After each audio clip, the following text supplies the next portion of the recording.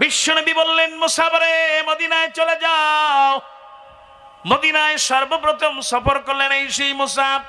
মদিনায় সর্বপ্রথম যিনি আজান দিলেন তিনি হলেন এই মুসাব। মদিনায় সর্বপ্রথম যিনি ইসলামের দাওয়াত দিলেন তিনি হলেন এই মুসাব। মদিনায় সর্বপ্রথম যিনি ইকামত দিলেন তিনি এই মুসাব। মদিনায় সর্বপ্রথম যিনি ইমামতি করলেন তিনি হলেন এই মুসাব। মদিনায় সর্বপ্রথম ইসলামের জন্য রাষ্ট্রদূত যিনি গেলেন তিনি আর কেউ নন, তিনি হলেন এই মুসাব। আপনারা জানেন একজন সাহাবী 70টা তালি দিয়ে জামা গায়ে দিত, ঠিক কিনা?